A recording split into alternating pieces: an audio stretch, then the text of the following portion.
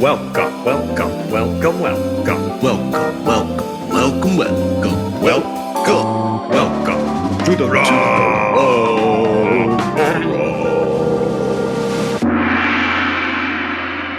Well, everybody, thank you again so much for listening. We are super excited to be joined by the one, the only, Richard Seale. In case you don't know Richard, which at this point I figure most of our listeners do, he is the mastermind behind the Foursquare distillery in Barbados. So, Richard, thank you so much for joining us today. Well, thank you for having me.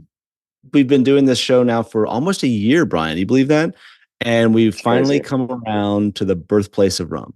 So it's great that we could have Richard on to just sort of talk us through, I mean, all things rum. It's if you're on your rum journey, some of you are new joining us, and it's not going to be long before you run into Foursquare Rum and you hear about Richard Seale. So it's great that we could have him on to talk about rum, the view of the rum world from Barbados. Yeah, absolutely. I mean, Barbados is, well, a small island relatively. It is the leading producer of some of the finest liquids on earth, and Foursquare is really a gateway for a lot of whiskey drinkers to go, oh my God, this is what rum can taste like. It was certainly my first love. So, Richard, I guess just to start with you, it would be great to just hear a little bit about yourself, kind of the origin story of how Foursquare came to be the most popular and dominant brand, I think, across many different all alcohol categories. So tell us the origin story. Well, popular and dominant is that's describing things like Captain Morgan and Bacardi, not little players like us. But the context to kind of understand our origins is to understand just like in Scotch whiskey, distiller and blender were separate. And if you think of all the old blended brands like Johnny Walker, there was a Johnny Walker and there was a Mr. Doers and there was a Mr. Teachers and a Mr. Ballantyne's who purchased and did their blends. And this was also reflected in the Anglophone Caribbean. So over in Jamaica, we still today have J. Ray and Nephew. We still have Fred Meyer's, which were independent blender brands. Ray and Nephew, of course, purchased Appleton, I think about 1917. So this is why you have these two names in one entity. And there were many, many other blender brands in Jamaica that are long gone. Daniel Finzi and Edwin Charlie. Well, I think we can still get an Edwin Charlie branded rum. And then the same here in Barbados. And if you come to Barbados, you'll see some local brands that we don't export that are still around. Like Alinatha, which is probably the oldest brand that's still around. Yes, they're Field, and then of course our Falernum is on another old blender brand, Johnny Taylor. So distiller and blender were separated in Barbados very famously by law, and there's big history for that. But really, they're separated because I think something which is maybe less appreciated today, is rum is an agricultural product. And, Bridgetown merchants or city merchants is a way in which agricultural products came to market. So, many of the Scotch whiskey brands were grocers. There were, different kinds of merchants. And that's no different for what my great-grandfather was. We take his official start date is 1926. That's the day of the year we incorporated. It was probably around a little bit before that. The contemporary of my great-grandfather was Martin Dorley, again, another blender brand, which we own today. He started in 1920. And, and in those days you bought from everyone. Certainly Martin Dorley, which was a very, much more prestigious and high-end brand than my great-grandfather. You can find old labels of Martin Dorley Mount Gay rum. In other words, Martin Dorley purchased, the rum from Mount Gay and then did different, and they also purchase and blend. So that's the origin in terms of the family business. And I stress here that it's a family, it's a wholesale in the city business. And it trades rum because rum is one of the essential commodities. As I say, you have, if you look again at, a lot of these brands, I mean, Fred Meyer's, for example, was a massive business in Jamaica. And the interesting thing, of course, is then, over the years, the rum became more and more important. Consolidation in Barbados, consolidation of brands. We are actually the last of any original family in rum, because there's only two of us left, two of us Barbadians left, and of course the other one being Larry Warren, who started in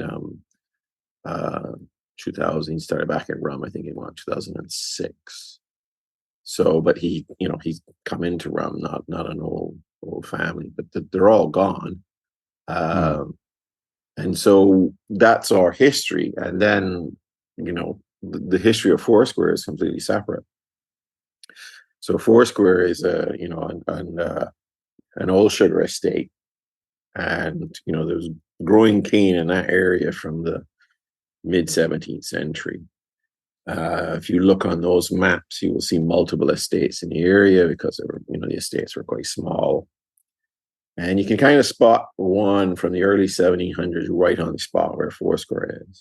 And then Foursquare kind of takes its modern shape by about the late 18th, early 19th century. And it's quite a large sugar estate.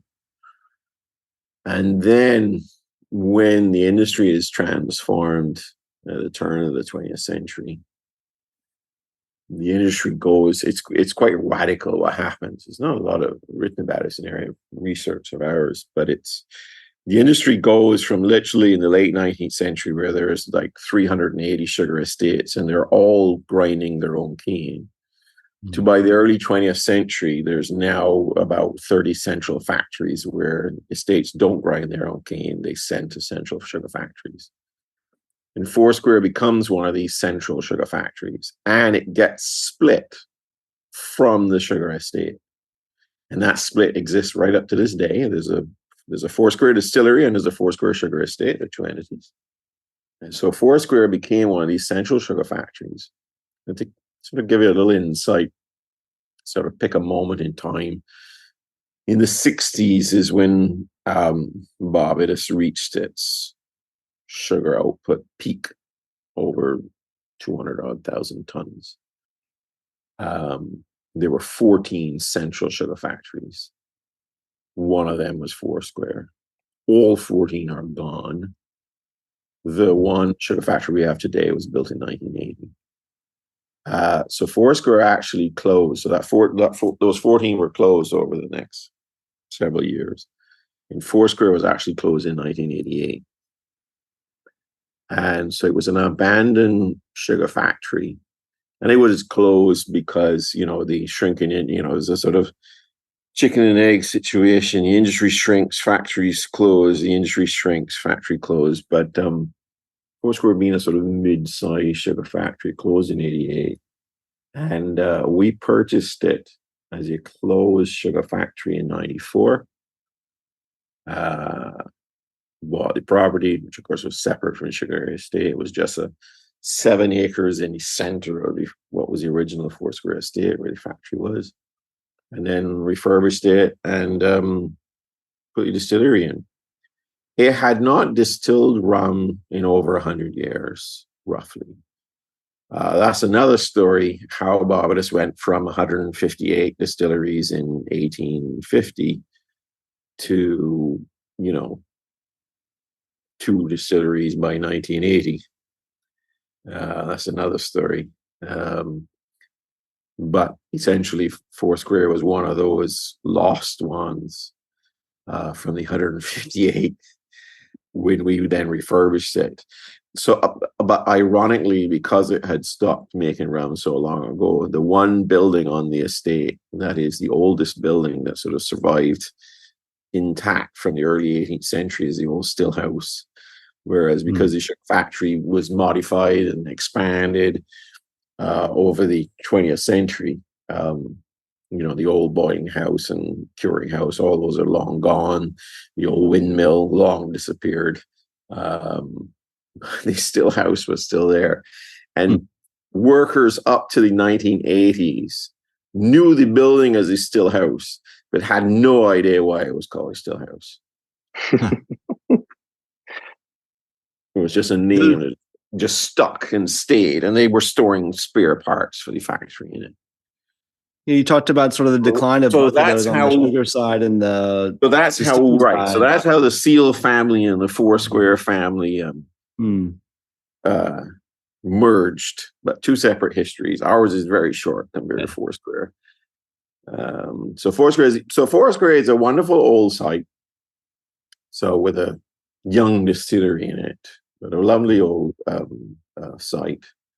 As I say, with one of the oldest buildings on the island that you can identify with rum production, if not the oldest, but certainly not in any continuous way. Hadn't made rum in that building in more than 100 years. But the other part of the equation is, why did we go to this old sugar factory?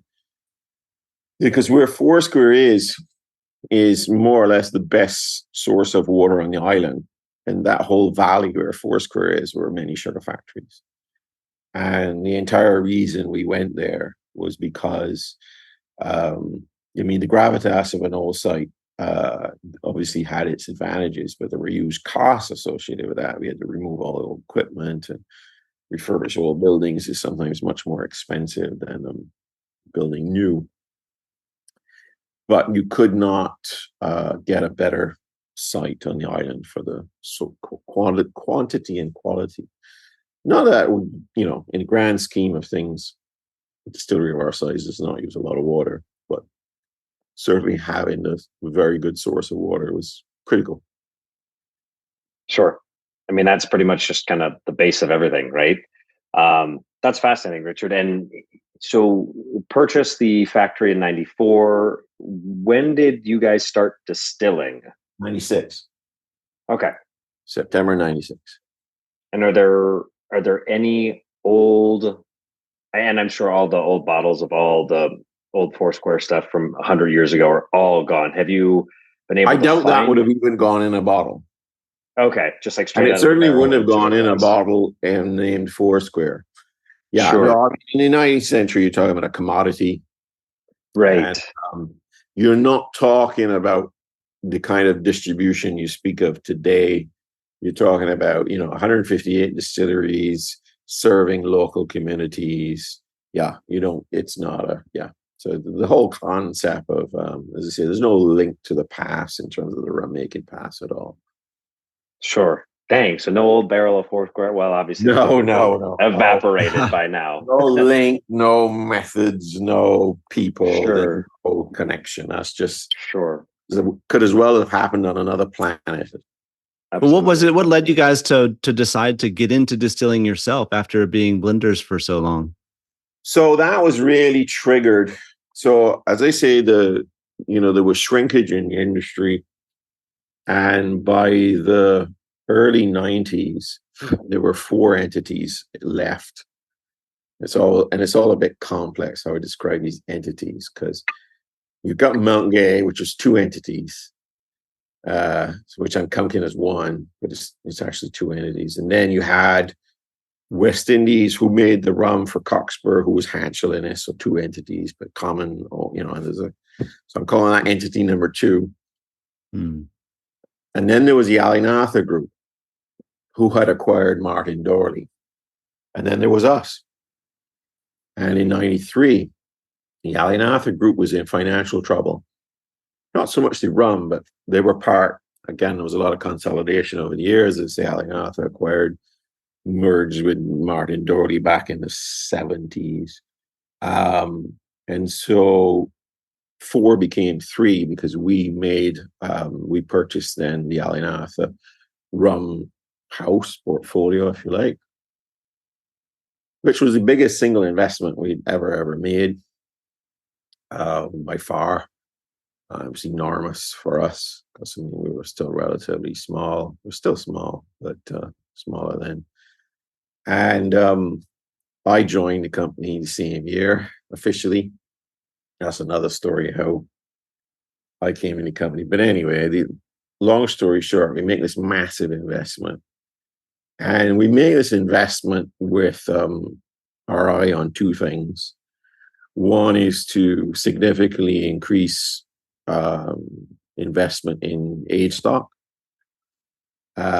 which again is a little bit of a chicken and egg situation because, of course, when you buy a prestige brand like Martin Dorley, you need age stock. So, did we want age stock and then decide to buy Martin Dorley, or did we buy Martin Dorley and then decide to buy age stock? I can't really remember. But anyway, so we had that, and we also had an ambition to export. So this was something, unheard of for a little player like us. And, in the 90s, Barbados was getting some visibility with export. Certainly Mountain Gay was doing a very good job. And so it became a reasonable ambition. And so to achieve those things, we really needed to invest in Foursquare, both as a site to distill and, of course, a site to put down age stock. Mm-hmm. I love that. And just really quick, Richard, as far as, I guess we could go one of two ways. I know we want to talk about the Barbados GI. I would love to hear just from you, the source in Barbados, talking a little bit about rum in Barbados, or the other piece that we could go right now is I'd love to pick your brain on. Well, actually, no, we'll go here. I'm so curious to know, because the first ECS releases, I've tried the Port and the Zin, and they're at 86. And I'm curious to know the massive shift towards higher proof rums, just given the history of rum with premium rum used to be Zacapa. And at the time, just making a jump to saying, hey, no, we want to release this at 120. What was the thought, and how cool is it for you to see so many people, myself, Constantine included, just now reaching for higher proof rums? Like, what was the thought process in going cask strength? No, and it's a good question, and you raise an interesting scenario because, in 2007 we went and did the first UK Rum Fest, and this is a very, very important step in the sort of renaissance of rum of the last 2 years. Having that kind of event kind of reach people, and we released the first ECS Foursquare 998 following year. It was probably more like, by the time it was in the market, like 2009. And so people look back and they see a very, very different rum to say, well, what we just done in 2011. And then I explain the first thing is, and that's the wonderful thing about doing vintages. I mean, if you have a brand, like our RL Seale 10-year-old or Dorley's XO, no brand will admit to this, but there's always a little bit of an evolution over the years. But really, generally speaking, year to year, you're keeping your customers happy. With vintages, you get to kind of go with the zeitgeist of the time, And you're right, in 2008, people were drinking 40%, they were drinking light, they were drinking sweet. And so if you taste 1998, you get a rum that's light and very sweet. There's no sugar, but it's a sweet style of rum. And you're moving with the audience. Now you go 2011, and it's a totally different audience. First of all, the audience for something like 2011 is nearly already rum people, already Foursquare people. So you can talk to those people in a very different way to when you're creating things like even something like Foursquare 2004. Because when you release Foursquare 2004, a majority of the people trying it are probably people who don't even drink rum. So you can talk to them in a different way. And that's the beauty of doing vintages. So how did we end up doing cask strength? Well, there was always a cask strength community, which was largely served by the independent bottlers. And I think it was more a case of that community growing. So, starting with the roots. So ironically, in 2007 and 8, while we were releasing 40% rums, these events and shows are raising the profile of rum, and the audience is growing. And so what happened was, I think in 2016, we would have done our first cast strength with Valier, and that would have inspired me to do the cast strength on the ECS.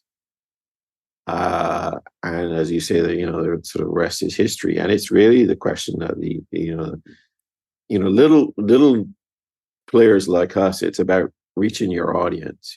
It's about reaching your audience. So you made me laugh when you talked about dominant. I'm dominant of my audience. Dominant is Bacardi and Malibu, but the best thing you can do as a rum producer is to reach your own audience, reach the people that love your style, and so the audience has grown for this style of rum, and so that's why we keep doing it. We don't keep doing it just trying to force. It's a wonderful thing, as I say, to find your. I mean, I remember years ago, I was approached by a very, very large brand, a very large company, very successful, multi-millionaire company, and they wanted to launch a rum. And they came to see me because we were looking to source bulk rum unaged. And they told me, and they're very nice people. I mean, they're a mega big company, very nice. And they said to me, we do all our research, we do our focus groups, and we find out exactly what the audience wants. And that's what we make. And I told him, I responded, I said, well, I do the complete opposite. I make what I want to make and then go out there and try and find the audience. And so, it's a lot about that, about, if you ask a producer, of course, we want to do a cast strength from the point of view, it's unadulterated, it's the real deal. What's the hard part is then going to find your audience. And so once that audience grew, that made it all feasible. Fair. And Richard, I'm going to push back just a smidge on you. I think you're being very humble. While the popularity of Bacardi and a Captain Morgan might be one thing, quantity versus quality, and I'm not, everybody's taste buds are subjective, so not saying one way or the other, but it's universally accepted by a lot of people that there is no bad Foursquare rum. Like if you see Dorley's or Foursquare, you know that it's going to be consistent, and that consistency is really hard to achieve by any spirits company. And so that was more of, don't be so damn humble. Everybody knows the quality. I think for a small entity like us, if you come to us, we don't have a big crew. Most people have been with us a very long time. Everybody who is in an elevated position nearly everybody's been sort of promoted into that position. So it makes a good environment for keeping things like this thing. And that's just the fortune of the size of who we are. And again, being from Barbados, this is all those things would be harder to achieve in a non-rum culture environment in the country. And I think also when you get very big company, then you have to rely on more rigorous formalities to have that consistency. So I think we're just in that zone where we're just small enough to be literally small enough for everybody, the same people to touch every bottle. Sure. You mentioned a few times about size and you guys are a small entity. Just how big are you? I mean, in terms of how many liters you produce every year, how many people you have on staff, and then compared to someone like Mount Gay, which seems like just a huge global brand. Yeah, so Mount Gay is actually not that much bigger than us in terms of physically. I mean, they're part of a big company, but they're actually a pretty sort of also pretty, I mean, I think, give a lot of credit to Remy is when they acquired Mount Gay, they sort of recognized them as, hey, this is a little boutique operation that needs some tender loving here. They didn't necessarily, they kind of recognized it for what it was, and you got to give them a lot of credit for that. So they're a little bit bigger than us, but we are, we're this kind of the size of a smaller single malt sort of Scotch whiskey in the grand schemes. But I mean, when we're distilling, it's 2 guys a shift. Okay. Fair. But then you got to add up the different shifts, and then you add the chemists and the barreling guys, and so it starts to add up. And then over on the bottling, you got people working the lines and stuff. But it's not hundreds of people. It's dozens of people. Okay. Sure. It's crazy just to think that it still is a very. Would you say that Foursquare is craft still, or is it elevated from whatever craft means? Really. Fair. People try to sort of formally define it. I mean, I like to say that we're small enough, as they say, that every bottle you have, it's the same crew that's sort of behind it. Sure. Every batch has been tasted by the same crew and that kind of thing. So, it's small enough that it's a small crew who's very hands-on. I mean, that's important. Sure. And it's not like these, you hear about these big automated factories pumping out millions of liters of Scotch with one guy at the controls these days. So you're still sort of a older school manual operation there. Well, yes and no. I mean, in our stills, you have batch and continuous stills, known as pot and column. The right terminology is batch and continuous. And the wonderful thing about continuous distillation, it's a steady state condition, and anything that's a steady state condition is beautiful to automate. I compare running a still to an aircraft. The tricky bit is starting it up and stopping it. But when it's actually just running, I mean, it's very, very easy and very easy to automate. Interspersed with a few moments of terror when things go wrong. And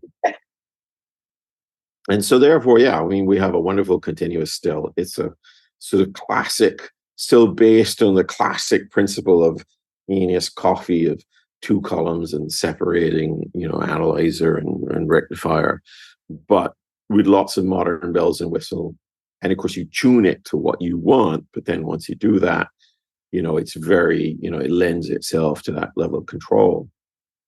And when we actually put in a distillery in the 90s, we were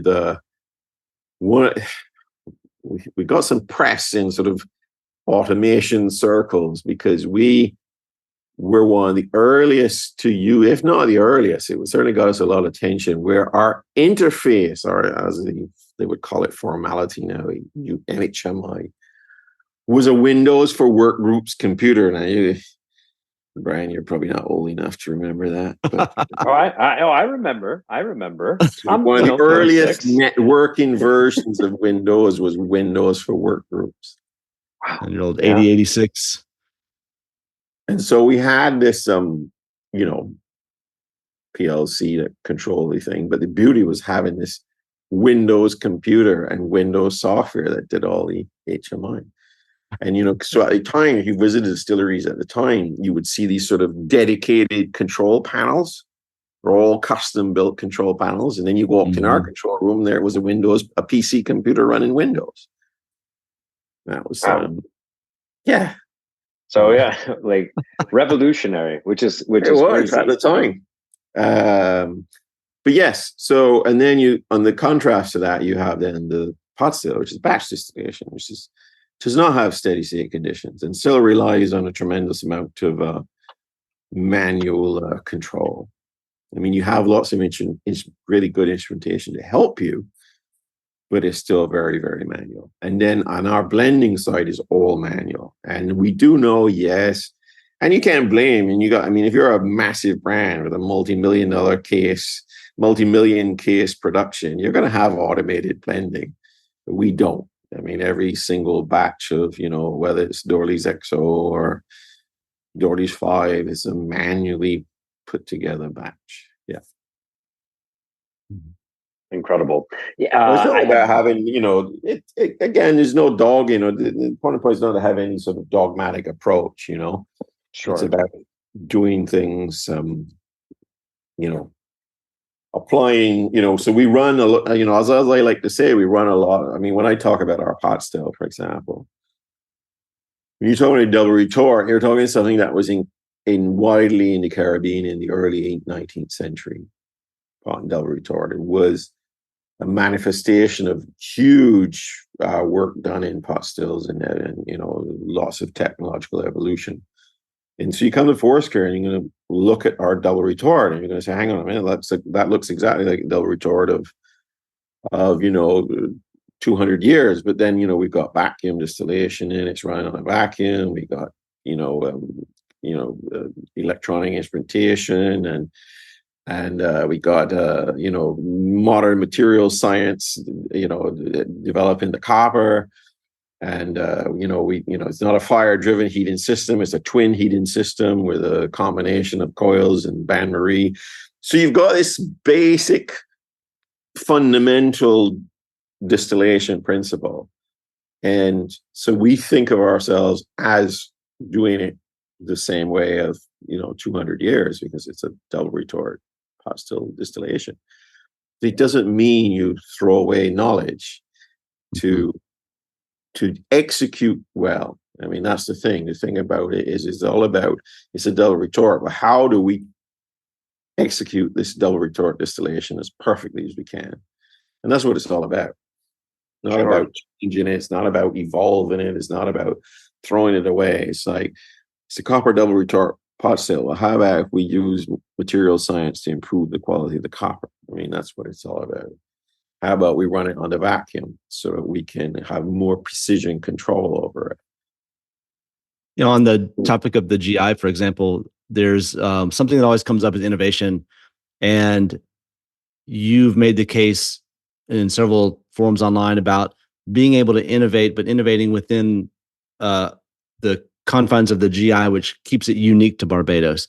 So talking about the material science and the nano copper and all of that, and the vacuum distillation, explain to people just a little bit about how you do innovate while keeping something true to the country of origin and having a GI. And we can talk about the importance of the GI, I think, after that. That innovation nonsense is just a red herring. It's a distraction. It's a distraction from the fundamentals. There are different ways in which you protect your intellectual property, which is, an intellectual property we're speaking of here is Barbados rum, or to give one wonderful example, Martinique rum.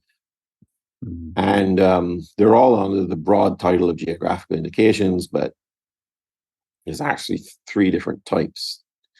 But the relevant ones to us are 2 different types. And one is known as a protected domain of origin, and that's like the AOCs, and then one's a protected geographical indication. And essentially, the protected domain of origin tends to have a sort of very exclusive relationship with the geographical entity. And it tends to not just protect the geographical link, but to protect the style. And so the textbook example of that is, of course, Martinique agricole rum. So Martinique agricole rum not only has to come from Martinique, but it has to be made in a certain way. And there's a tasting panel. You have to pass that tasting panel. You have to ferment in a certain way. You have to use a still of a certain design. Talking about innovation it's a nonsensical discussion, because the whole purpose is to protect a particular style. So the whole purpose is to say we're not going to destroy it. So it's sort of oxymoronic to speak about, well, this doesn't, this prevents innovation. Well, of course it prevents innovation. That's one of its purposes, is to not change this wonderful thing. But then you have things like GIs or things like Scotch whiskey, and obviously what Jamaica has registered in Jamaica, and we were attempting to register in Barbados. And these are more about tying the essential elements to the region, and they're really more economic in nature.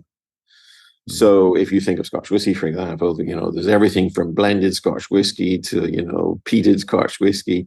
So you can see there's no confining into one particular style. And again, you can see that in Jamaica. I mean, there's everything from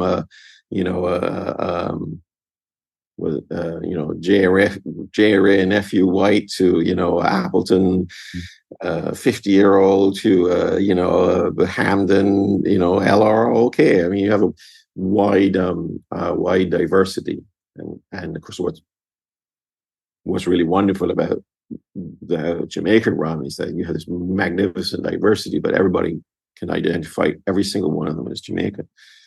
I mean, that's really the holy grail, is to have your style so stamped that whatever you do is recognizable. And so with GIs, no, GIs are about just preserving that link, but not necessarily constraining anything. So if you look at Barbados and Jamaica, you can use pot stills, you can use column stills, you can do short fermentations and long fermentations, you can do juice, you can do molasses, you can age short, age long. So the notion that innovation, of course, is stifled is nonsense. And of course, partly what also drives this red herring and this sort of oxymoronic argument is the failure to understand what innovation is. Innovation is not phoning up your barrel broker and asking for a Tabasco hot sauce barrel. That's not innovation. Okay. So this is the problem, and this is what the marketeers. So if you're a marketeer, you love to talk about your brand and how innovative your brand is because it used this idiotic barrel or some absolutely stupid thing, or how innovative and experimental it is, and all this kind of nonsense. And so that's the part of the problem is that you've got innovation defined wrong. Innovation is not novelties. And so GIs are serious business. And and so just because you're a GI will say to you, no, we do not want the Jamaica rum label on your Tabasco hot sauce barreled rum, doesn't mean your GI is stifling innovation. Okay. And while this nonsensical argument is being made, yes, people are going around and quietly doing innovation. Like better copper services, better way of heating pot stills. For example, at Worthy Park, they use an external calangia, so that's very different to the coils of oil. When they put in their pot still, they had a level of innovation in their pot still, the way it was heated, some of the controls on it, some of the instrumentation on it. And so people are quietly innovating. And so this is why this argument about innovation in GIs is so mind-numbingly stupid. Yeah. No, that's very fair.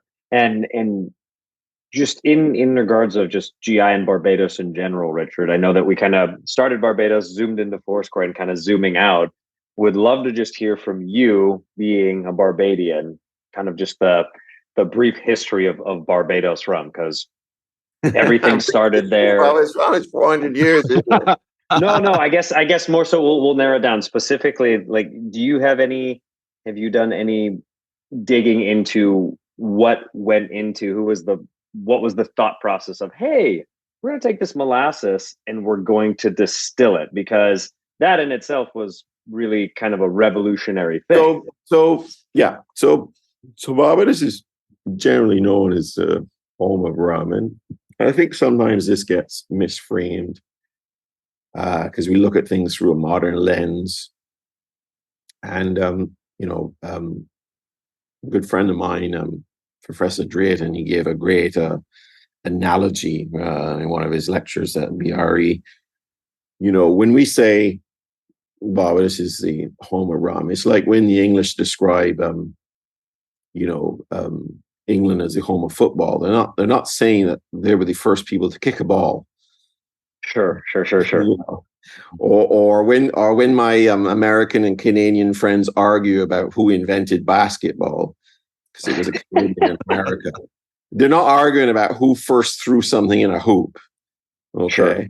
And so when we talk about the home of rum being Barbados, this is really Barbados. Rum became this tradable commodity and a commonly unified name. I mean, for goodness sake, in the mid-17th century, Connecticut is passing laws banning Barbados rum because of all this disruption. So this is really, we know with absolute certainty it's not the first place that, fermented sugarcane juice. The problem is that the records of distilling from fermented juice are very ambiguous. Sure. But we know in Barbados from the 1640s, we have in the 1647 this very, very detailed description of double distilled rum. So we're not just talking about rum, but a very sophisticated double distillation. And every estate has a still house. Because this is the other thing that's missing from the other records. So we have lots of little anecdotal references to sort of, bush alcoholic products, but you don't find it in the records. You don't find it in the records of the ingenios in Brazil. You don't find, where is the distillation or apparatus listed? Where is the profession of the master distiller?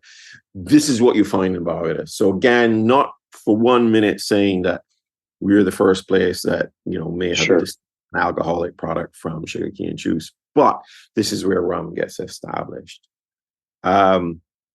And so Barbados is the most remarkable place in the 17th century because of the quantity of sugar and molasses and rum being made. And this is very much related to these, to what I mentioned earlier, which is the availability of wind and water. So, by the mid-19th century, Barbados has over 500 windmills, the highest per land area outside of Holland. And so we have this abundance of wind and water. So we're able to produce amazing amounts of these commodities. So, coming back to your original question about history of rum, so rum doesn't change much from about the mid 17th century right through to in terms of its methods, to the late 19th century. One of the big changes, though, that does happen in rum is that in the 17th and early 18th century, our principal buyer of rum is the American colonies. And so after 1780, we have a terrible hurricane which devastates us. And then, of course, the U.S., 1784, breaks away from England, and trading with Barbados is trading with the enemy. Yep. And we lose our American market. And so for much of the 19th century, we hardly export. It's a bit of a windfall period about the 1860s, if my memory serves me. But generally speaking, Barbados is still a large producer of rum, but it's mainly on the estate. And the 19th century is really the era of Jamaica, Demerara, and the growing up of Martinique and Guadeloupe. And so Barbados is out of that picture. So when you look at the major rum producing exporters of the 19th century, those are the four. If you look at, say, UK as a center of imports, it's Jamaica and Demerara, and that dominates the whole conversation. Barbados is hardly in it. Sure. Our day was the 18th century, mainly the American colonies, some to England and Canada, British North America at the time. But in terms of methods, things are largely unchanged. Sure. And then what happens, which is what's happening in the region, is the change to centralization. So the change to central sugar factories. And what goes hand in hand with the change to central sugar factories is this invention as to what you know as rum industrial. Now, it's not rum industrial because it's from molasses, as commonly thought. It's rum industrial because it's an industrial distillery built in the city. Of course, it has to use molasses because it's built in the city. But it's rum industrial because it's on a scale unlike an estate distillery. It's a distillery in the city. It's a distillery with a big continuous column still. It can process at great rates. And of course, the availability of central sugar factories facilitates the existence of this thing. And you see the same thing over in Scotland. Grain whiskey is whiskey industrial. And so this is what revolutionizes, Scotch whiskey, and out of that is born blended Scotch whiskey. And very similarly in the region, out of this revolution is born the modern 20th century Barbados rum, which is a blended rum. But sorry, just to jump back at the beginning, when you sort of asked, did somebody one day decide to distill molasses? No, Barbados was literally being in the right place at the right time. So in the 1640s, when we tried tobacco and cotton, they failed. We were spectacularly bad at tobacco. I don't really know why, but apparently we were terrible at it. And right at this time, the Portuguese are trying to push the Dutch out of Pernambuco, today's Recife. And some Barbadians actually go over to Pernambuco and learn the sugar technology, which the Dutch had stolen from the Portuguese. And they source mills, and they set up the mills in Barbados, famously James Drax. And so sugar is brought basically by the Dutch, but the Dutch are also very clever distillers. Mm-hmm. But also at this time, even before the sugar arrives, there's some evidence of distillation in the island, is one reference. But what is pervasive in the island is fermented alcoholic beverages. And this is coming both from the indigenous Indians in the area. So when Barbados was colonized, it was nobody on the island, but they immediately went to the Guyanas and stole and enslaved some indigenous Americans, brought them to Barbados to teach them local crops.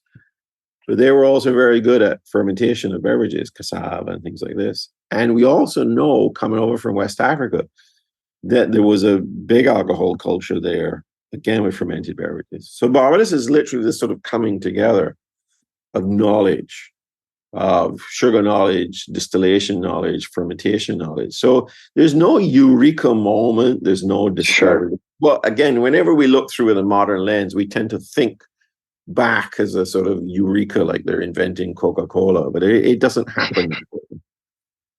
Yeah. It's more of an evolution. And in those very early days, it was just juice. Sure. Because what happened is the molasses, the sugar in those times would have been very wet, very wet sugar, which contained molasses. And then what they did with the molasses is that they did separate, is they'd boil that down again and again and sell that as a cheaper sugar. So the very earliest rum making is juice. But very slowly they start to add molasses to the fermentations.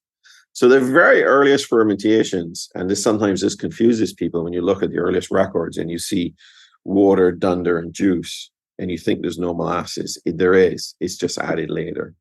And then eventually that evolves to the four-way juice, dunder, water, molasses. And it also evolves even further because, again, we don't appreciate today as much, but rum was made during a crop. It wasn't made all year round. And the formula would change right through the crop.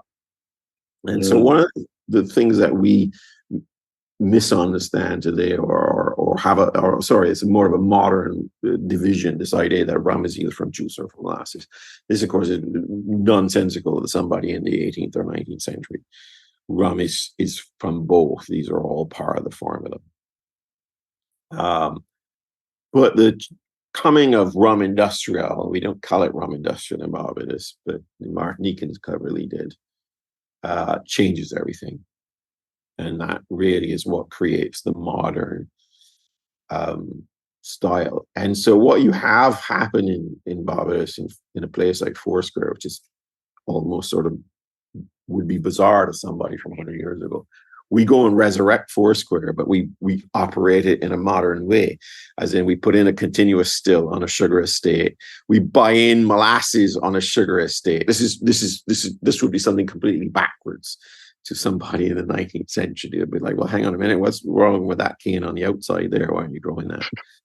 And so an article I wrote about a year ago, and I did a seminar on it at BRE, is I described how Mount Gay, Nicholas, and Foursquare were returning to their roots.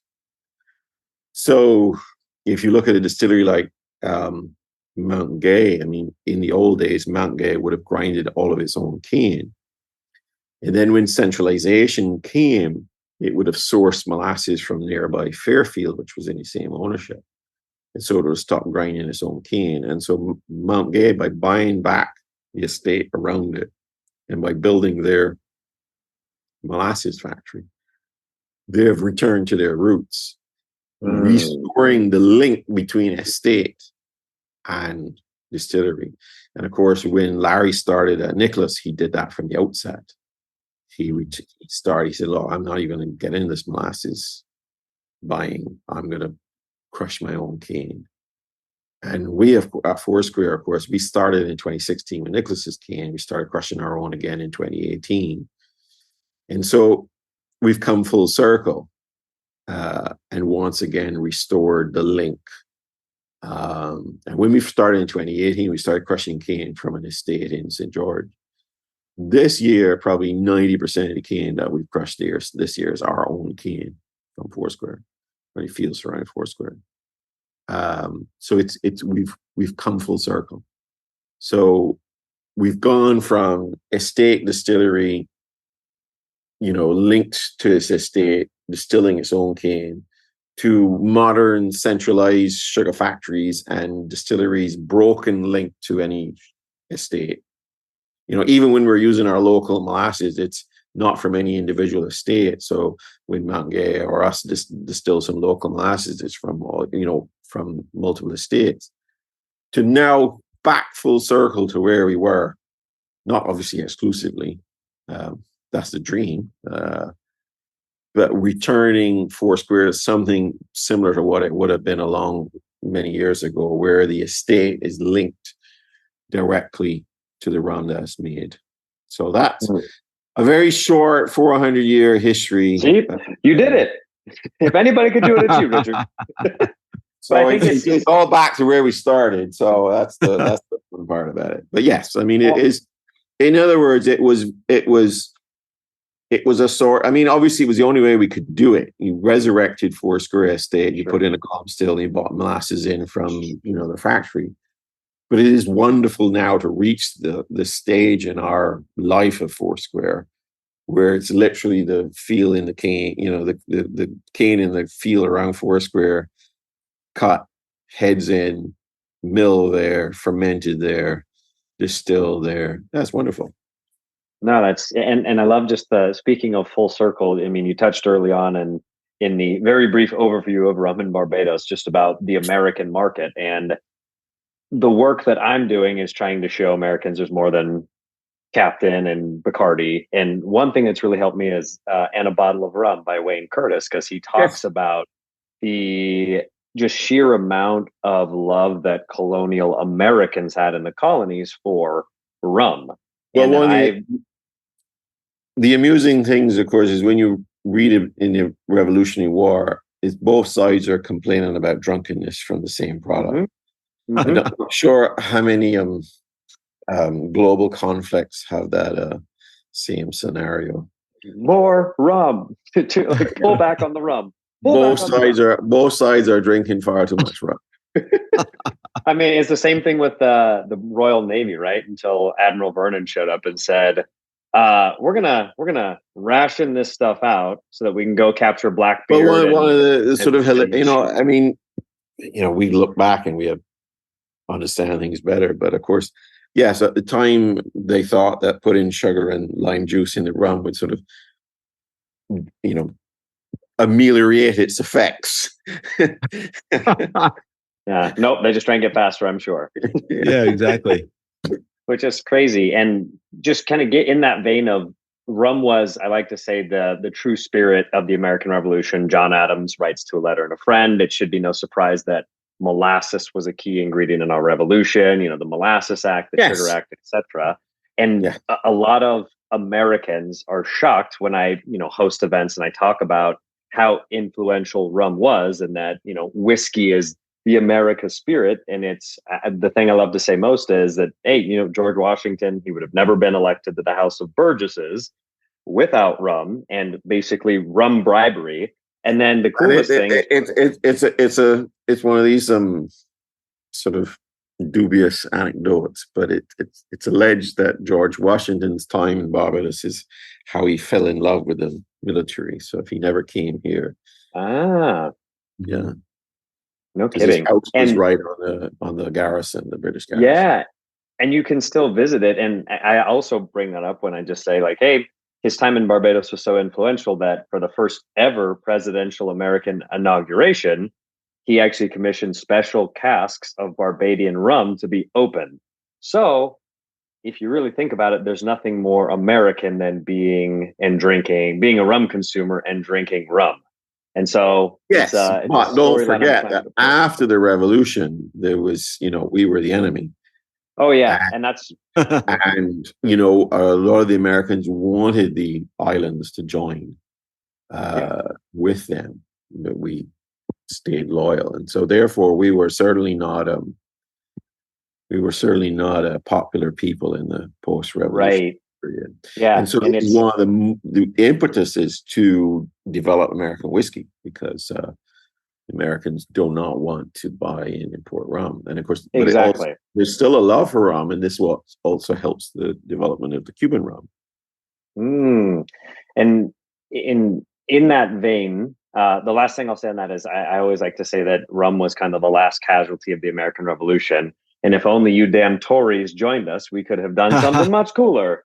But kind of given that, Richard, my work really is elevating the category here in the US. And I'm just curious to know your thoughts on best ways to get people aware. I've tried, or I'm not tried, I'm pushing the founding fathers history of our country is rum. Doing just, hey, try this. This is from Barbados. This is from St. Lucia. This is from, Nicaragua, whatever it is, and getting people. But you've been in this game a long time, and you have gotten a lot of people, you have found your consumers very interested in rum. I'm just personally super curious to learn what lessons you've learned in elevating the category and getting people in, because you've done a really good job at that. Well, it's about finding what you think your audience would be. So for us personally, very, very narrow for us, and it's not necessarily a broad rum strategy, is of course we go after a lot of basically fine spirit drinkers, and that will include bourbon drinkers, Scotch whiskey drinkers, brandy drinkers. In other words, we are very confident that anybody who appreciates well-made spirits will appreciate our rum, and that's how we go and find our audience. Having said that, over the years, we've always been very adaptable. If I find myself in a scenario where we're presenting or putting our products in front of, not unless, say we know it's a more general audience, we'll arm ourselves accordingly. So we might have, corn and oils on the go, because there's no point if someone, is not a spirits connoisseur who sits cask strength spirits at home. There's no point shoving a cask strength rum in front of them. If this is somebody who enjoys spirits, but maybe their enjoyment is, a nice gin and tonic or something like this, and they want to have quality. Then we show them a nice corn and oil or something like that. So everybody, there's a range in which people enjoy the things that we produce, and so you adapt to them, because ultimately, I was with Gregory from Nissan. We were together in Milan, and he always put it so well. we're in the business of selling pleasure. We're in the business of selling enjoyment. And that's what we do. So the most important thing is that you use it in a way that, you enjoy it. But yeah, obviously if I'm, when I go to, whiskey show later this year, I'm going to be, bringing out cask strength. In fact, I did last year at Whiskey Show. It was very interesting because one of the events they do, or the master class that they do, is quite hilarious. They get 6 producers, and you do sort of musical tables. They get 6 tables, and each producer sits at a table for a few minutes for their product. There may have been 8 tables, I can't remember. And so there are about 6 people at each table. And so the producer brings the rum to the table and brings the product. I was the only rum. And, you get a few minutes and everybody tastes and you talk about it. And, I think it's like 5 minutes, it's like time's up and then you just swap around. It's quite hilarious. But the first table I went to, they couldn't give a shit about rum. You could tell they were just looking down on me like, get this irritant out of the way. And then the second table was like, didn't know rum, and they were like, oh, yeah, it's all right. I thought, fuck, what have I got myself into? Because normally we have a great whiskey show. Sure. Then all the next tables were brilliant. They all knew Foursquare. They loved the rum. They were nuts. So it was interesting because, there's still a big audience out there of different types. There's a big audience of whiskey drinkers who are like, I'm never going to lure myself to drinking rum. Don't be silly. Yep. And some who are sort of grudgingly appreciative, but you don't have them. And then luckily the majority were, this is fantastic. I'm going to, buy this a lot. And again, we don't change, their spirit's conserved. So it's not about changing them. And it's not about, oh, I'm going to stop drinking whiskey now and drink rum. No, that's not exactly. our mission. And we find this particularly happens a lot with the bourbon guys. And I say this because, bourbon by its definition is a relatively narrow, if you're a Scotch whiskey drinker, it's quite broad. And so for a lot of bourbon guys, they really love having something to discover, something else to add to their spirits enjoyment. So a lot of times when we speak to go after what we think is our audience, it's quite fun. It's not always perfect, but yeah, that's what we do. But as I say, we're not above tailoring, because there are many scenarios where you're placing and if the person's not they don't spend their evenings drinking straight cask strength, there's no point putting that in front of them. Sure. You mentioned earlier that you guys have come full circle around reintroducing cane juice into your process. Yes. In Singapore last year, I got a sample of the bottle that you'd brought, which was, I think Gail had brought it, which was just absolutely phenomenal.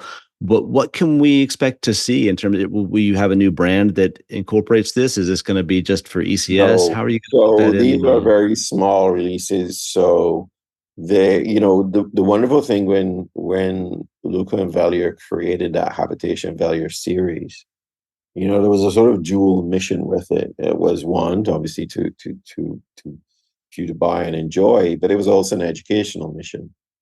And so that's why it was an avenue where someone like us, whose normal business is to sell old blended rums, was to say, well, hang on a minute, have a look at this 100% pot still, fresh out the still, a couple hundred bottles. Because the idea is you buy that and you not only enjoy it for itself, but you learn a little bit more about rum. You get to see what rum is out of the still. In this case, it was a molasses and cane juice blend. And so, no, there's no plans to have in our portfolio sort of, young 100% pot still or 100% juice releases. But the wonderful thing about the Habitation Value series is we've been able to do, so all of that series, we did Foursquare 2013, a 2-year-old pot still. We did a 6-month-year-old pot still, which was called Foursquare White. Then we did LFT, LFT2, and then technically which was the one you would have tasted, was the Foursquare Triple Entente, which is part of our release with Nissan and Hamden. So that was 3 bottles together. And that was a wonderful idea. That was born, I was with Gregory for his Nissan's 90th anniversary. So I went down for his party, and he had a whole bunch of people staying, a sort of common estate together. So we did a lot of hanging out and drinking together. And then he said, look, we need to do more things together, more collaboration, the family distilleries. And so that was born to do the 3-bottle release. And I came up with a name, Triple Entente. And yeah, so it's a wonderful release of Nissan. Hamden is their first release of a new mark. And then I put together a little blend of cane juice. And so the idea really behind it was, one, collaboration behind the 3 family distilleries. So the 3 family distilleries sort of mutually working together to help each other. So let's say you're an amazing Nissan fan, you might learn there's a Foursquare at Hamden or vice versa. So it's us sort of trying to help each other out. And then the second part is the kind of the educational part. Here are Barbados, Jamaica, and Martinique using only sugarcane, not a single barrel, and showing you 3 different cultural expressions, 3, diversity, working just from sugarcane, and a diversity that was born of 3 different cultures, 3 different social and economic factors that created the birth of agricole and created the birth of our rums on the Anglophone side. And so it's educational, it's also enjoyable. And it's 3 family distilleries we wanted to, because in this world of very large mega companies, you want me to remember who the little people are. No, and I think that those educational releases are just wonderful, because it helps people get out of the mold of, you get into a certain level of rum consumer. Oh, I only drink cask strength, or I only drink molasses rums, and being able to do crossover gets people to kind of break that cycle and go, oh, I guess I'll try Barbados rum now, or I guess I'll I drink know one Martinique criticism rum. that's probably brewing with the audience right now. Yeah, well, how do we get hold of it? And of course, that's the dilemma. Yes. Because we're small. I mean, if you see how I do my cane juice rum, you can see 600 bottles a lot.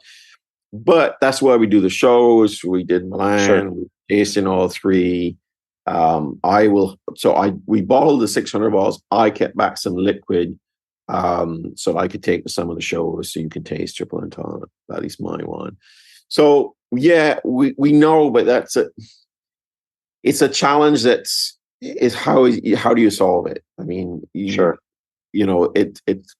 Rum has got very popular. This is great. I'm not going to tell you that's not great. It is great, but I make 600 people happy, and I make 6,000 people unhappy. Well, I mean, to be fair, Richard, it's a good problem to be in that much demand, though. So for everybody who doesn't have a bottle, I'll say it: tough cookies. I mean, we will go to the shows, go around to the shows and stuff like that. Go to the shows. The shows are great, and we all wish we did more. I mean, with Hamden, it was one particular mark, and when you're taking a place like Hamden, people think it's like it's like a factory. Like today we'll make OWH, and tomorrow we'll make LROK. It doesn't work like that. Sure. All the fermentations are natural. They have to progress between the marks. It takes weeks. They can't just decide, oh, well, I'm going to switch over tomorrow to this other mark. It doesn't work. Right. They have to say, all right, we're going to progress over to this mark. because you're dealing with live yeast and live bacteria. It's all 100% natural fermentation. They're not baking a cake. And so, and that's one of the reasons why there were intermediaries like E&A Shear, because E&A Shear was how to facilitate having a continuous supply. So if you were a confection maker in Europe and you needed a particular Hamden rum, and they made it each crop and how much they made and exactly what came out each year. And then, the E&A Shears of this world with a buffer. Mm-hmm. So, yeah. So when you buy those three, yes, they're 600 bottles, and I can understand. It's very frustrating when you want one. But believe me, Gregory did just one. His one comes from a single field. Oh, okay. We wish we had 6,000 bottles. Yeah. So do we. Yeah, so do we. Oh, no, this is great, Richard. I might have one or two more questions. Richard, just want to do a time check with you because Constantine and I can ask you questions for a while. Do we have time for maybe one more question each, and then we can wrap up? Or okay. I guess for me, biggest misconceptions about rum that you see that you'd like to see corrected or just solved. For me, I see, I don't like rum. Why don't you like rum? I don't like Captain Morgan. And that's the misconception. There's a lot of misconceptions. I think probably the one, oh God, you really open it. Last question. This could have been the first, and we're still talking about it. I know. No, Richard, the one that will always strike me immediately, and I usually respond, is this notion that rum is yet to premiumize. In other words, our modern view of rum as this kind of inexpensive mixing. I got drunk on it in college or whatever. Mm-hmm. This is very a young view, and it is shaped by those brands, which I will be polite and not mention. But yes, there's a lot of branding of rum outside of the region, and that branding is, shaped by, their caricatures. So, the branding, for example, of pirates and sure.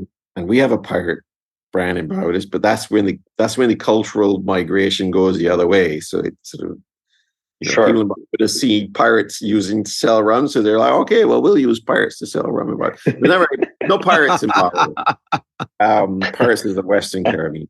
But anyway, so you have this kind of branding that's outside, and it's very different to the sort of culture. And then, as I say, this idea that in every now and you see in a spirits magazine or something, rum's yet to premiumize. Like if rum has been for the last 400 years this cheap spirit, and then we're suddenly going to discover a way to make premium rum. And it's very sad because, of course, it's so false. If you went to Jamaica in the 1950s, the big brand at that time would have been Myers, and you would have been able to, stay at your hotel and order Myers, 30-year-old Myers, even older, 20-year-old Myers, and it would have stated proudly that it was aged in Jamaica, and it was bottled under government supervision, and there was nothing added to it. All of those things would have been very prominent features of what you would expect with a premium spirit. So it was very, especially in those days, and it from the days of bottle and bond. Those days it was very, very, it was a very prominent thing to say, aged and bottled under government supervision. So you knew. Mm-hmm. But certainly, aged in Jamaica, and again, no additives, no, and old stuff. And of course, even when you think of the great heyday of pre-revolutionary going to, Cuba, Bacardi was a premium thing. You went there, you drank Bacardi in the best places, and so this idea that premiumization is something novel or new to rum, I think is for me very frustrating. And there's a wonderful article back in the day. There was a Caribbean sort of yearbook, used to call Red Book. It was a wonderful article and he would speak to businesses and stuff. And there's a wonderful little section from Edwin Charley, and he's explaining. This is 1920, and he's explaining that his bulk exports are up to 3 years old. So his bulk is mainly unaged, but it's up to 3 years old. But his old rums, which are really old, are like up to 20 years old. It's a small part of his business, but that's all bottled in Jamaica. And he even says something to the effect of, and the person who was writing the article is almost like, well, why would you not ship us in bulk? Why would you go this expense? And he explains and says, no.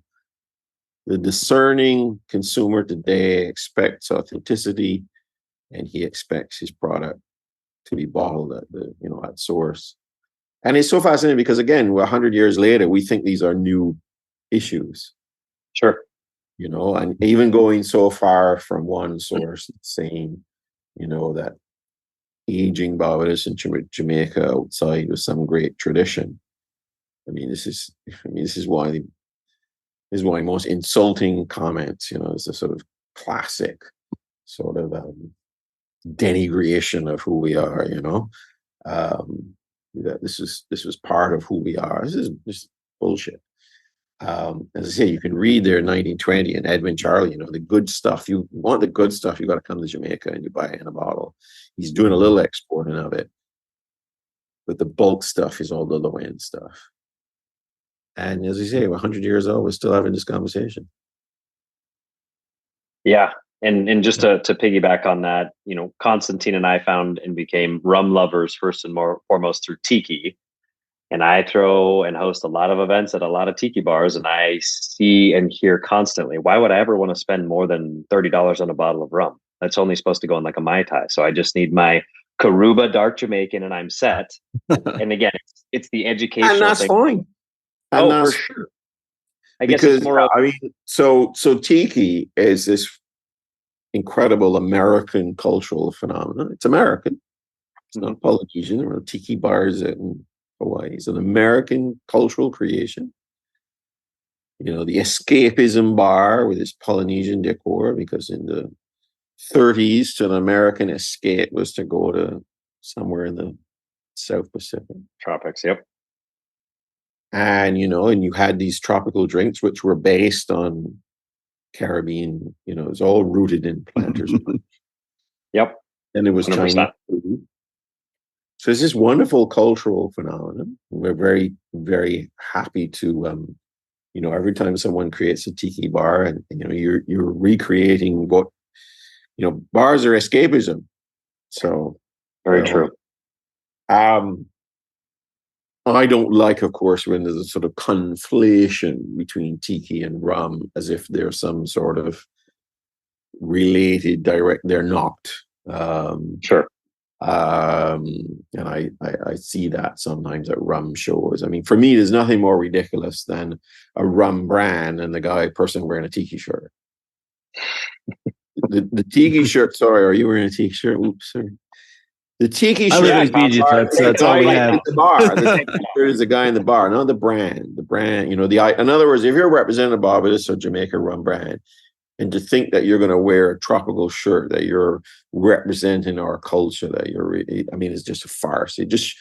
But we see that a lot, of course, because there are a lot of brands that are owned outside the Caribbean. And so when we see where they're branding from, again, the pirates and whatever, we see the branding is driven by caricatures of Caribbean culture.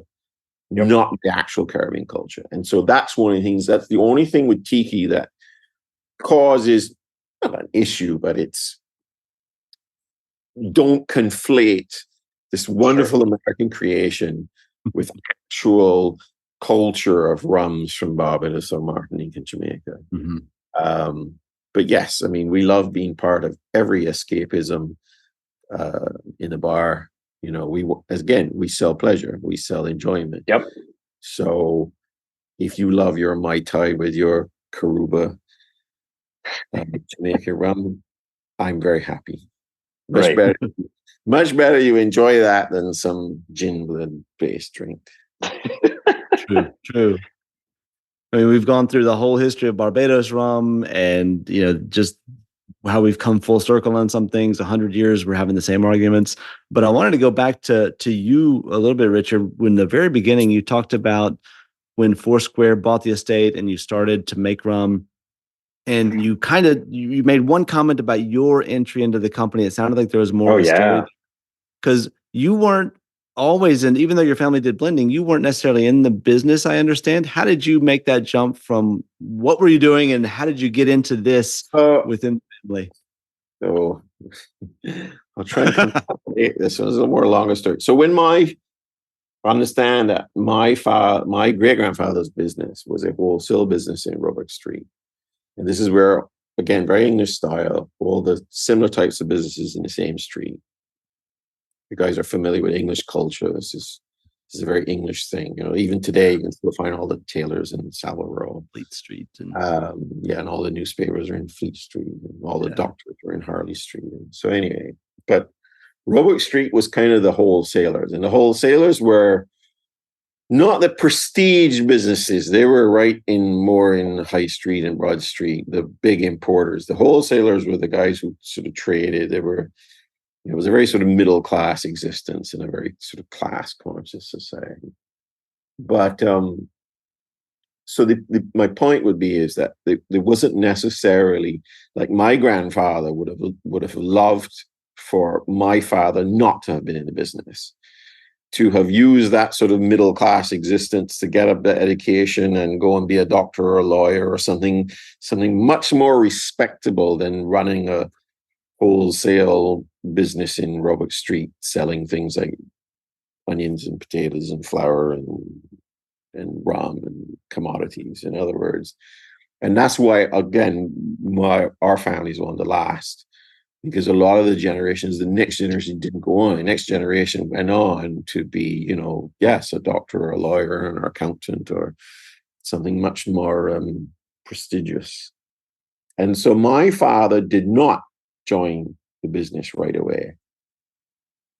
But my grandfather was not for him, business was just to make a living.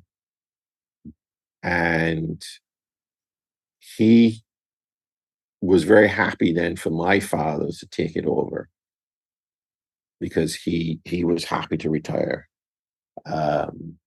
His great pastime was to go and play the piano or the organ in the church. My grandfather was anything opposite to sort of this gung-ho entrepreneurial businessman. He was literally the kind of first person that was sort of known. He would, give you the shirt off his back sort of thing. Whereas my father, of course, was a super enthusiastic businessman. It's funny how things go. So my father worked outside the business and then joined it. But I was then raised, you shall join the business, because my father was very proud of the business. It's very different. He built up the business. He did well. He was very proud of it. It was very much the opposite. He wanted his son to join the business. But there was a caveat. You had to go and do work somewhere else first for a little bit. You can't just waltz into the business, because that's what he did. And so when I joined, it was always I was going to join the business, but not right away. So eventually when I joined the business, again, there was no guarantee that I was going to be necessarily involved in the rum, really involved. And it was really because I joined at that point in time that he bought Dallinath and Martin Dorley, and we made this big decision. And he literally said to me, I don't know anything about distilling. You got to go and look after that side. But you weren't doing that. You were doing something else when you went on the outside? Yeah. So what happened was my father said, you shall join the business, but you must go and get some experience. Uh-huh. So I joined a firm of accountants. And the thing to understand that back in that day is very sadly not the same. But in Little Barbados, if you joined a firm of accountants back in those days, it was considered one of the best business environments you could ever be in. Because in those days, we were so small, Barbados, you could be working in a firm of accountants and you could be working on a retail business one day, a manufacturing business the next day, an offshore company next day, a finance company, an insurance company, all in the same firm. Nowadays, it's all specialized. Mm-hmm. And this was considered, and honestly, of all the decisions I ever made in my life, that's the best decision I ever made. I learned so much in those couple of years. And I learned so much of what I needed for the next 20, 25 years. Because, as much as I love to tell you I'm happy distiller and all I do all day is distilling, unfortunately, I have a business. I hate business. But you have to, right? It's life. And that experience was literally, if I have to, of all the choices I ever made, university, whatever, that was the single best choice I ever made because I learned a lot. And more importantly, I learned what I needed for the next coming every years of my life since then. Yeah. So that's what I did after university. I went and did that. And it was purely because, yes, you shall join the business. Mm-hmm. So it's like, okay, well, I got to join the business. I got to get some experience. And that was considered that's what I did. All right. My love, if I had to do nothing to do with the business, I probably would have been a maths teacher at university. Mm-hmm. That would have been my first love. Okay. What would have been a specific subject or? Yeah, maths. If I could sit back and had no obligations at all in life to business or anything, that's probably what I would have done. No kidding. But you didn't, and so now we've got things like this for us to enjoy. Foursquare. I've got a ton of Potenziario here. So if you ever wonder why Foursquare rums are so balanced, just remember there's a man behind them who loves it. Math. Loves a bit of it. Awesome. No, this is fantastic. Well, Richard, thank you so much for the conversations. I'm going to tease you a little bit. I do like, oh, that's such a hard question. And then you proceed to answer it with elegance and ease. So thank you so much for taking the time for dealing with all of our questions. Best ways for people to reach out, get in touch with Foursquare. What are the best ways for people to learn if they're just getting? You can reach us directly through Foursquare page. If you're on, just like you get it, guys, you can message me directly. My personal Facebook page, which really just functions as me and the Rum business. We also have a Foursquare Facebook page, which we also get. And then Gail runs the Foursquare Instagram page. So that's the easiest way to reach us or questions about visiting or anything like that. Awesome. Sure. I love there you go. Easy to reach. And I know that you're online a lot and a lot of great conversations on Facebook for those that want to learn. I find a lot of the back and forth on Facebook really enlightening, and we can learn a lot about the business that way too. So it's pretty interesting. Absolutely. Yeah, I've tried to use Facebook in a way, not like how, one of the things for me is brands, social media comes along and brands tend to use them in the same way they use all other media. Yeah. And I decided I wouldn't do that. I wanted to be more interactive and more educational. And so I tried to do that. Yeah, it works. It works. Awesome. We'll get Richard. Thank you to our lovely listeners. I don't think we have a subject just yet for next month, but make sure to stay tuned. Send in all your questions and make sure to get some Foursquare. The rum tender is coming next month. Oh, the rum tenders. Rum scene in Europe. Yeah. rum scene in Europe, which I'm so damn envious. They get so many better expressions than I do here in LA. Yeah. Also, just side complaint, like LA, this massive market is the last to get just about everything. So I'm seeing things hit New York. Oddly enough, San Francisco gets things a month before me. I don't know how that works because they're just north. I don't know the internal machinations. I only know that the US is very challenging because it is as far as selling alcoholic beverages, it's 50 countries. Oh yeah, and I could fill both of your ears full. The one thing I will say is this: the biggest thing for me is when I'm hosting an event and I'm like, oh, Dorley's 14. Oh, you want to buy a bottle? Sorry, you have to drive 30 minutes to the closest Total Wine. I That's a know it little bit sucks. my fault, but that's a legacy of the US being a very, very difficult export market and not having some of the channels and getting approached by the the owners are two brothers, and we know one of them very well. He's come to Barbados many times, and sort of getting approached by David, and really David giving us a helping hand when we needed it, and so Sure. we always stayed loyal and appreciative to him for that. Absolutely. And that is something where every time I go to Total Wine, there's virtually no Dorleys on the shelf. And I've been going to Total Wines for, I don't know, 2-3 years now. Please complain bitterly when that happens. I'm just really tired. I need my Dorley. Although I will say that when I finally saw Dorley's 14, because I've been chatting with Gail a little bit about, is it ever coming to the US? And so my excitement when I was... We held off for a long time because, again, the US is a big monster. You've got to have... You don't launch a product, 14-year-old product, just it's willy-nilly. I have a very good relationship with the buyer there, and he was like, they wanted, and I was like, but I can't give you, this is not an unending supply, and they were like, okay, we'll work with you. So yeah, so we launched Oldie's 14 a few years ago. We kept it to Europe. Because it's not an official limited edition like an ECS, but it's also limited in the sense there's only so much we could physically bottle. So sure. That's what you have to kind of set your pricing and how many markets you go into, because you don't want a situation where people are going to order and they can't get it because you've sold too much in one market or whatever.